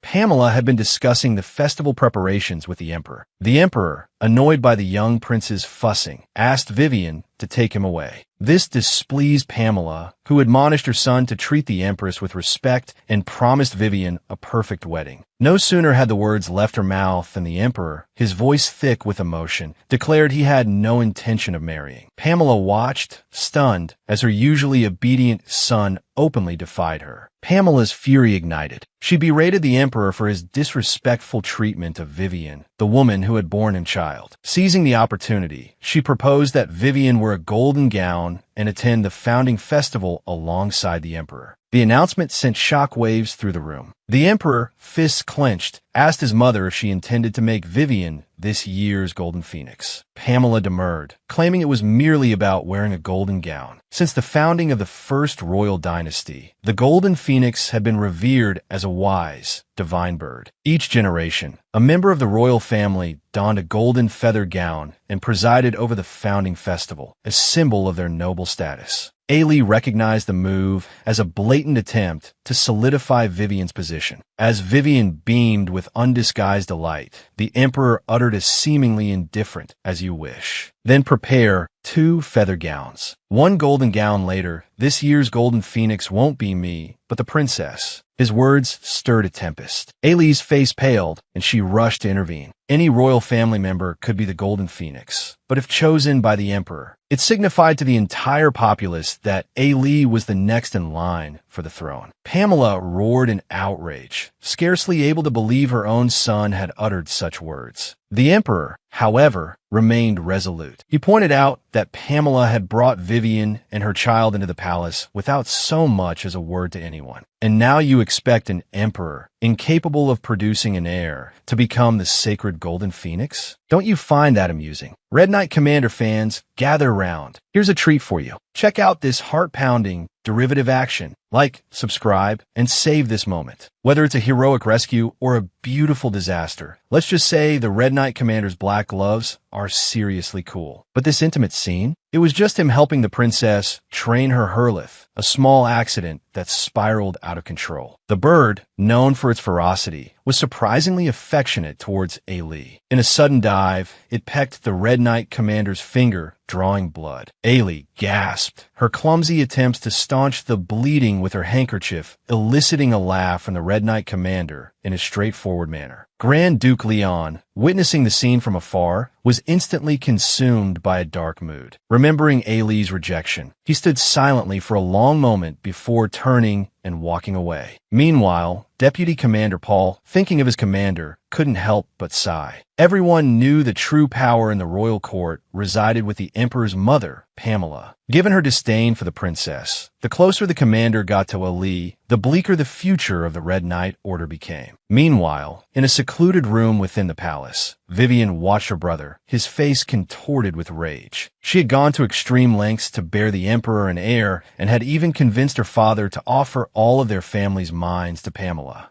Her goal was to secure a place within the royal family, allowing her family to gain influence in the central government and, more importantly, to help Pamela control the increasingly powerful Brienne family. Unfortunately, this seemingly perfect plan hadn't come to fruition. Duke Brienne was still away, subduing a rebellion, and the Golden Phoenix incident had made her a laughingstock. Considering the emperor's unconcealed disgust for her, it seemed she would have to seek some recompense from the princess. What could be more exhilarating than utterly crushing the last of the royal bloodline? The thought of once proud nobles groveling at her feet, begging for mercy, filled her with a delicious sense of conquest. Even the Red Knight Order would pay the price for their foolish loyalty. Pamela would not tolerate any rival factions challenging her authority. However, the emperor's open defiance of his mother in the council meeting was unexpected. The fact that the usually domineering Pamela had restrained herself was intriguing. The two were bound by mutual interest, and it seemed this delicate balance would persist. Since the emperor had finally shown some backbone, they simply needed to play their part in maintaining the equilibrium between the two. Given the right opportunity, who would willingly oppose Grand Duchess Pamela? As usual, Elie was nestled in her summer palace, engrossed in a book. Suddenly, a maid burst in, pleading with her to save Sally, another servant. Vivian, it seemed, intended to have Sally's ankles severed as punishment. The maids flocked around Princess Ailey, pleading for her help. Ailey's head throbbed. It wasn't just the maid's unpermitted intrusion. In his current position, he simply couldn't guarantee Sally's safety from Vivian. Watching Ailey and her entourage approach, Vivian smiled enigmatically, sensing the unfolding drama. The marks on the maid Sally's hands made the princess frown. Across from Vivian, a young man stepped forward with a slow bow. Ailey suddenly remembered him. He was one of the white knights who had dragged her away when she'd begged Pamela to spare her own maid. She never would have guessed he and Vivian were siblings. A resounding slap echoed through the hall, shocking everyone present. Everyone stared, stunned, at Sally, who lay sprawled on the floor after the princess's slap. Just moments ago, Vivian had declared that Sally, for her impertinence in trespassing on the noble's passage, should have her ankles severed. The terrified maids had hoped the princess would save Sally. Instead, without a single question, the princess had slapped the maid and ordered her to apologize. This pleased Vivian immensely. She'd intended it as a warning. Then Ailey spoke, her voice calm. Sally's use of a noble's passage, she said, was not a punishable offense. Unlike the nobility, the royal family's residence had no designated areas. Given that this was Vivian's first time in the palace, a misunderstanding was understandable. The maid's eyes lit up with hope. Vivian flushed with anger, convinced the princess was subtly insulting her low status and lack of experience. Desperate to regain control, she latched onto the fact that the maid had stepped on her dress. Sally tearfully explained that Vivian's brother, Sir Alan, had tripped her. The siblings' faces paled. They frantically tried to silence her. Alan even drew his dagger, intending to cut out her tongue. "So eager are we?" Ailey's lips curved into a slight smile as she stepped in front of Sally, shielding her with outstretched arms. "Sir Alan, please restrain yourself. This was all my fault, a lapse in my management. I will ensure my staff is properly disciplined." Seeing the princess lower herself to apologize to a noble, Vivian, triumphant, couldn't resist bringing up the time Ailey had ruined her dress kneeling before her stepmother, begging for mercy. To think that the Golden Phoenix's offspring would one day bow before her. The future promised to be very entertaining indeed. The siblings, smug and satisfied, turned to leave. Ailey slowly lifted her head. Her voice, devoid of warmth, echoed down the hallway. "Seize Sir Alan. Execute Sir Alan." As Ailey lifted her head and delivered the death sentence, the Red Knights instantly drew their swords and lunged towards Vivian and her brother. Sir Alan, utterly bewildered, barely had time to react before a sword was pressed against his throat. Vivian, furious, demanded to know the meaning of this. Ailey calmly replied. Sir Alan drew his weapon without royal permission. He pointed it at me in full view of everyone present. Does he harbor treasonous intentions towards the royal family? Alan, sweating profusely, stammered that the princess had stepped in front of him. Ailey cut him off. That is irrelevant. Whether Sir Alan intentionally tripped my maid or whether it was an accident is also immaterial. The two scenarios are equally insignificant. The essence remains the same. As a princess, I lowered myself to apologize. I wonder how Sir Alan intends to offer his apologies. Vivian and her brother were speechless, their teeth grinding with rage. Alan, incredulous, demanded to know what the princess thought she was doing. He couldn't comprehend this sudden change in the meek, compliant princess. Sir Alan, you dare threaten the princess? You speak with disrespect and offer no apology. Carry out my order. Execute him. Ailey's voice was ice cold. This time, even the Red Knight hesitated. He knew this act could endanger the entire Red Knight order. But his duty was to the royal family. Without further hesitation, the Red Knight swung his sword towards Sir Alan. The chilling blade descended. Alan's mind went blank. Vivian's face drained of color as she watched her brother, unable to believe her eyes. I'm sorry, I was wrong. It was my fault for behaving so recklessly and forgetting my place. Princess, please forgive me. I promise to reflect on my actions. Please have mercy and let me go. I know I was wrong. Forced to watch her brother grovel before Princess Ailey, Vivian had to admit defeat. The situation was made even worse by the princess's pointed summoning of Sally, the maid. Let him learn from Sir Alan how to properly apologize and beg for forgiveness. Ailey's words were a public slap in the face, stripping both siblings of what little dignity they had left. Putting her lesson into practice, Ailey then ordered the maid to apologize to the humiliated siblings. Vivian and Alan were forced to swallow their pride, plastering on strained smiles as they accepted the maid's apology. It was clear to everyone that Vivian had completely backfired.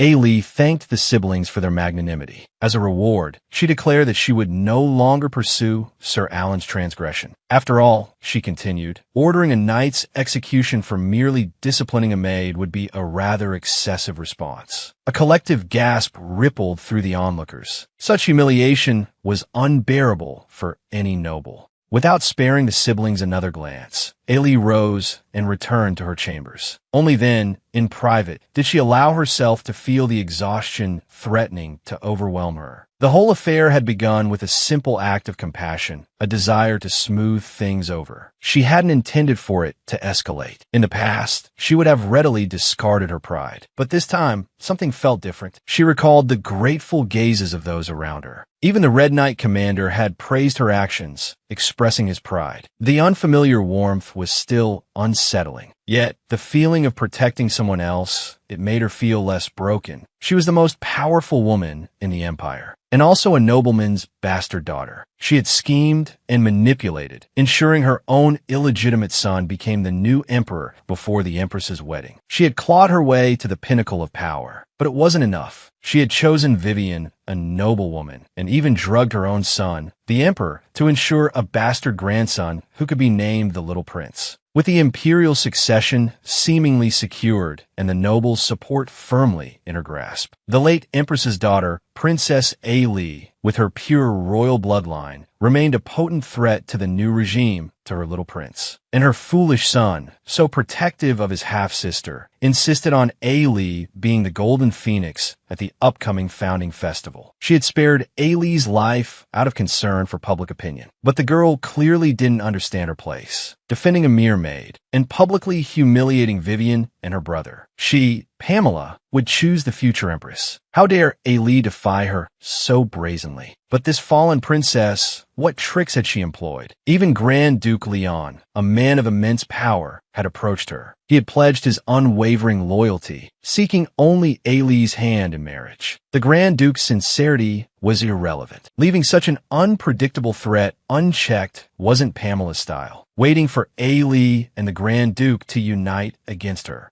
was far too risky. Better to act swiftly and eliminate the problem. Even if Grand Duke Leon was displeased, he would never be able to trace it back to her. The founding festival was fast approaching. They said the higher the climb, the harder the fall. She wondered what spectacle the Golden Phoenix would make as she plummeted. "If your highness ever requires the services of a man, please call upon me." Ailey stared at the Red Knight commander, utterly dumbfounded by his solemn declaration. She couldn't believe he had pulled her aside so urgently to say that. Shouldn't he be worried about Pamela's wrath, about the future of the Knight Order? Standing here by the roadside discussing men, it was mortifying. Thankfully, her flustered maid quickly arrived with news of Grand Duke Leon's visit. Watching the two men lock eyes, the tension palpable, Ailey wanted to disappear. If she had a choice, she would never interact with Grand Duke Leon again. But as he had warned, Pamela had set her sights on the Red Knight commander. He couldn't be put in danger again. This being the case, the choice of partner for the Golden Child, could it be that he truly had to accept Duke David's proposal? He reminded her that the Golden Child represented the authority of the royal family. Surely the princess wouldn't want to disappoint His Majesty. "I'll prepare the ceremonial robes and the surgical procedure, all in styles you'll like." Ailey still hesitated. Duke David bowed, a gesture of courtly grace. He expressed his willingness to be the princess's shield during her time as the Golden Child. But this brief touch was like a spark igniting a hidden fuse. With a sudden rush, Ailey felt her mind reel. The brand on her back threatened to flare. Frightened, she hastily pulled away from the Duke's hand, abruptly excusing herself to avoid his touch. Meanwhile, in the depths of the palace, the cries of a baby echoed. The young emperor, in a furious rage, banished William. Vivian, unwilling to accept defeat, fought back fiercely. But she accidentally uncovered a great secret the emperor had kept hidden in his heart. The man's hand tightened around her throat, his voice a menacing threat that he would never let her go. In that moment, Vivian felt the chilling proximity of death. Despite bearing the emperor's illegitimate child, she remained nameless and without status. The emperor heaped humiliation upon her, refusing even to acknowledge his own child. She had hoped to leverage the Empress's influence to instill some fear in the Emperor, but he would rather defy his own mother than be associated with Vivian. He warned Vivian that if she caused any trouble at the founding festival, there would be dire consequences. This cold-hearted man actually cared for his half-sister. A downtrodden, bullied princess, what right did she have to claim nobility? Vivian gritted her teeth. She trusted her instincts.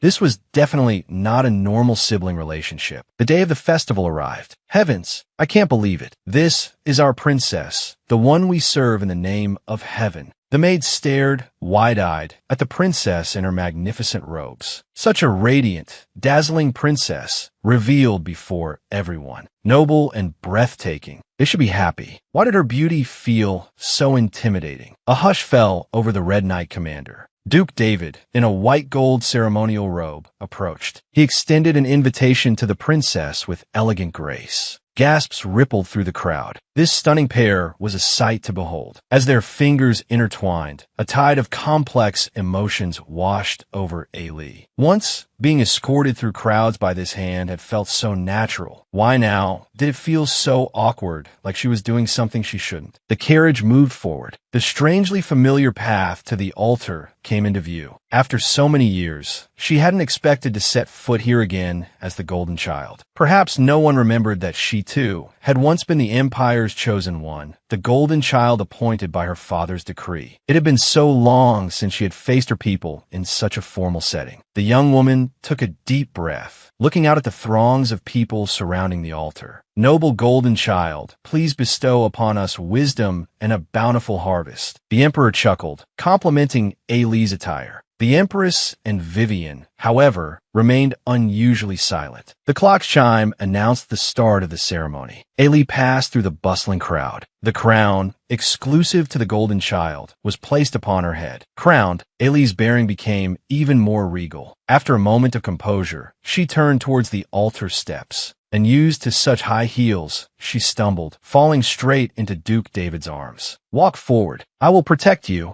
Duke David murmured. Startled, Ailey felt an unexpected sense of security. Gripping the Duke's hand, she ascended the steps. Do you want to marry me that badly? Is that why my dear brother made me the Golden Child? You always play these kinds of games. Duke David paused, then admitted, yes, I am a man who will use any means necessary. As the altar drew closer, Ailey urged him not to waste his time on her. He was already a national hero, privy to the kingdom's secrets. His family was destined to rise again because of him. He didn't need to court a discarded princess. Releasing the Duke's hand, Ailey ascended the final steps without looking back. The lush, sacred tree was within reach. Just pluck the yellow fruit of light, and the ceremony can conclude. The crowd erupted in cheers, their gazes fixed on the altar. Ailey reached for the fruit of light. A blinding golden radiance engulfed everything. The fruit transformed into a serpentine monster, its fanged maw lunging towards Ailey. Grand Duke Leon's mind went blank. He watched as Ailey plummeted from the heights. Like a beautiful butterfly falling, she spiraled downwards. His heart seized in his chest, his breath stolen. The Golden Child, chosen to pray for the Empire's fortune, had fallen from the altar. Whether by malicious intent or a tragic accident, the implications were devastating. In that moment, Pamela and Vivian could barely conceal their excitement and anticipation. She's going to die. Perhaps I'll finally see Mother completely free, Vivian thought. A single tear escaped the corner of Ailey's eye as her golden figure continued its descent. It's a shame, she thought, I'll never see Alan again. The crowd gasped, covering their eyes, unable to bear witness. Then a miracle unfolded. A golden light suddenly emanated from Princess Ailey. The light halted her fall, her body suspended in midair. Simultaneously, a powerful surge of energy pulsed from the brand on her neck. The light cradled her as she descended gracefully to the ground. After a moment of stunned silence, a tremendous roar erupted. The crowd surged forward in a wave of disbelief. How could this be? Pamela and Vivian stared at each other, aghast. They never could have imagined such a dramatic reversal. Ailey, slowly regaining her senses, looked out at the sea of faces, equally bewildered. Who could have foreseen that the demonic brand would be her salvation? The crowd chanted, "Long live the princess." Their voices swelled with fervor and excitement. They celebrated the golden child's spectacular return. The scene stirred a poignant memory within Ailey. She recalled her younger self, reaching for the fruit of light, believing she would be their eternal ruler. Now, even her survival seemed a precarious hope. Grand Duke Leon breathed a sigh of relief. He rushed towards Ailey, along with the Emperor and the Red Knight commander, eager to inquire about her well-being. But their questions unearthed a truth they couldn't accept. Ailey was once again caught in a whirlwind of speculation, the subject of heated debate. Had someone secretly unleashed the monster to attack the Golden Child? Or had the princess, experiencing a hallucination, used forbidden dark magic? Pamela, with a seemingly casual remark, successfully diverted the crowd's attention. Clearly, the former lacked eyewitnesses. Grand Duke Leon had been some distance from the altar, but the princess, emitting a golden light and descending from the sky, that everyone had seen. The punishment for using dark magic was public execution. The crowd's perception of the princess shifted, their gazes now laced with suspicion. Vivian couldn't believe the turn of events. It was a gift from the heavens. Inwardly, she rejoiced, but outwardly, she feigned a look of horrified helplessness, worried about the impact on young Prince Dean. Pamela, like a hunter waiting to spring her trap, fixed a burning gaze on Ailey. "Defy her, and you'll pay a price you can't afford."